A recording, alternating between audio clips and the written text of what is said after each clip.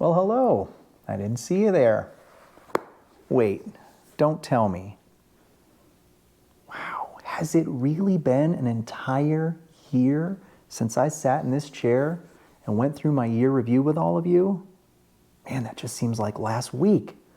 Well, I suppose that means it's time to go through the year in review again. And boy, what a year it has been. All sorts of fun adventures, crazy expeditions, new bikes, lots of things to discuss and go back through and walk down that memory lane. However, before we do that, I do want to make a few announcements and say a few thank yous.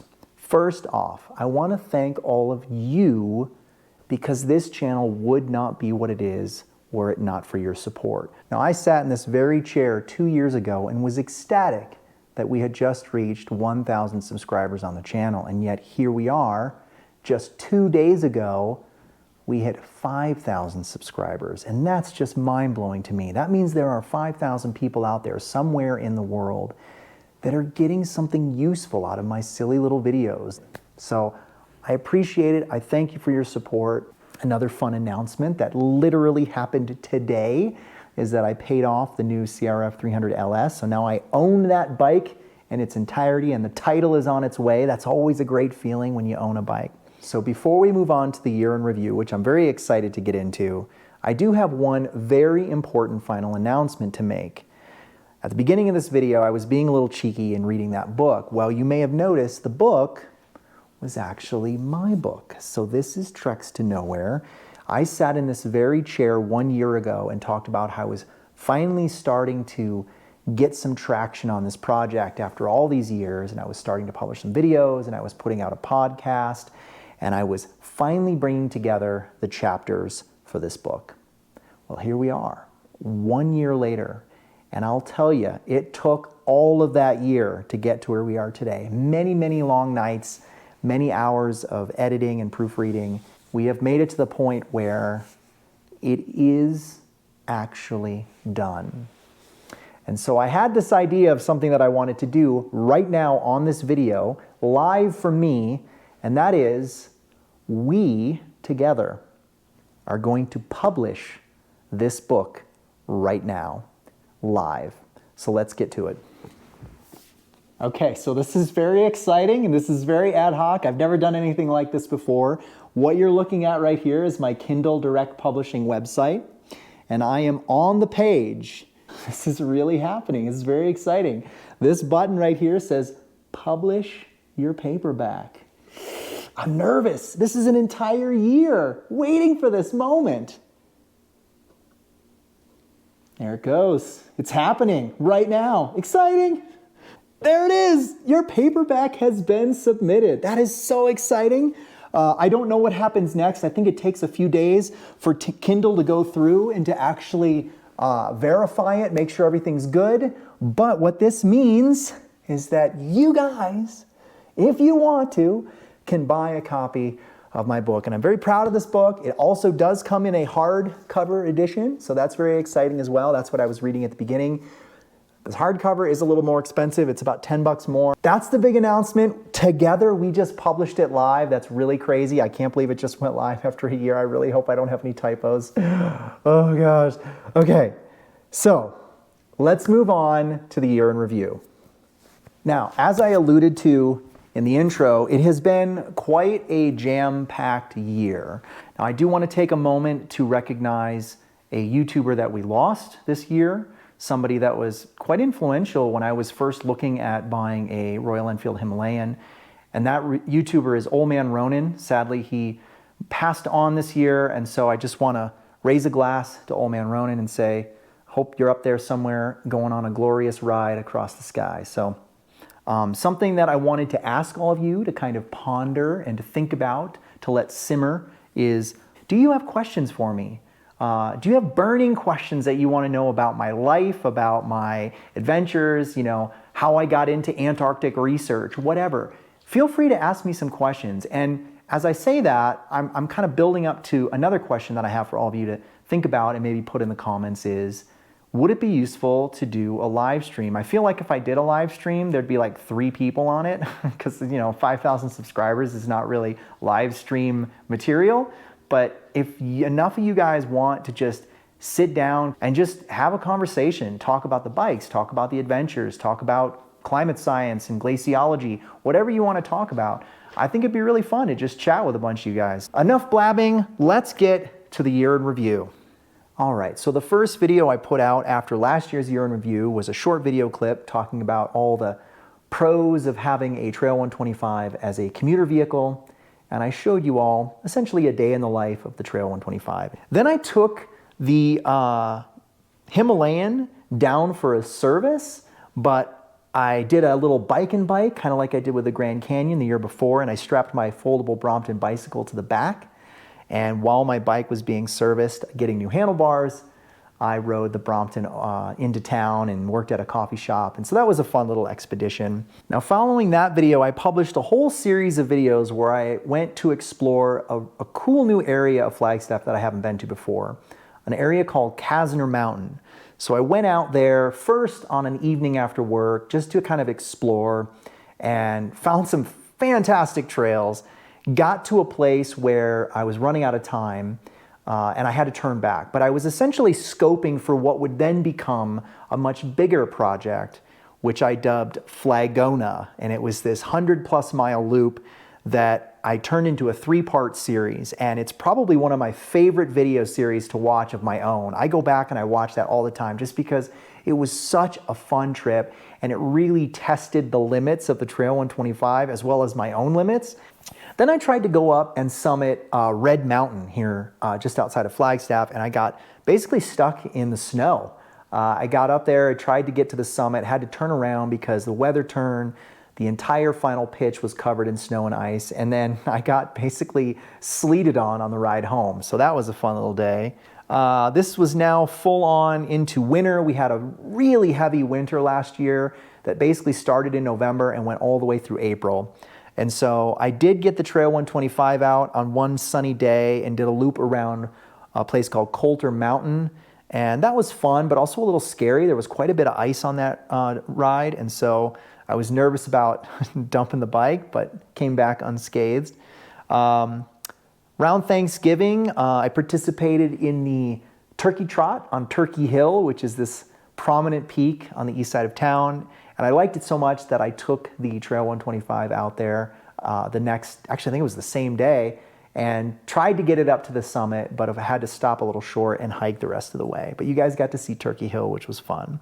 Then I put out a 2-year review of the Himalayan. And that entire video was like one take. I just kind of brain dumped into the camera, but it was a very honest review. And the short story is that I still love the Himalayan. I don't ride it as much now that I've got the CRF, but I do still love it, and I am still planning on some bigger adventures on it. I did a short video on winterizing the bike again. It's a little therapy. I knew it was going to be a long winter, so I tried to just zen out and winterize the bikes. Then over winter, I was essentially bored, and so I started putting out some kind of silly videos. I put out a couple videos having to do with my obsession with coffee and some new toys that I got for brewing coffee. And then I also learned in early December that I was going to be running the Double. So I got into 2 different ultramarathon lotteries, the Western States 100 and the Hard Rock 100. Both are premier ultramarathons, very hard to get into. And I've been trying to get into both for years, and I just happened to hit the lottery on both the same year. And then basically from January to March, I was 100% committed to training for these big ultra marathons. So I was running 50 to 80 miles a week, and I had no free time at all. And then of course I was working full time, and so I just didn't have time to put out a lot of videos. I was either running or working or sleeping. So around March, the weather started to finally get a little better, and I put out a video just talking about the first ride on the Trail 125, and I was so excited to just get out on 2 wheels. So that was fun. I tried to tackle some roads that were still dealing with a lot of snow melt, and so that was fun, just around here getting stuck in some very wet river crossings and fording some creeks and things. Good times, lots of good times. The Trail 125 had no problem with any of it. And then came the big adventure. And I came upon a Friday in April where I basically played hooky from work, and I spent the entire day doing a 1,004-mile loop around Arizona, completing the Iron Butt ride. And man, I will tell you all, it was one of the most incredible adventures I've ever been on, particularly on two wheels. It's definitely very exhausting, but I absolutely loved it. And I'm already starting to think about doing another one. Moving on, I talked a little bit about the gear I wore for that ride. Talked about the things that I got as being a member of the Iron Butt Association. I took another trip down to sort of the Cottonwood area and went to explore an area called Cherry, which is supposed to be this ghost town. I ended up just kind of zipping around and not really seeing it though, but it was still a fun ride, just getting out on the Himalayan. I think I also got a brand new chain and sprocket on that trip, so that was a good thing. And then my focus started to shift to the summer and to my big runs. And so the first thing I had to deal with was Western States 100. In mid-June, I went to California and I ran 100 miles through the mountains and crossed the finish line in just a hair over 27 hours, almost an hour faster than I ran it in 2017.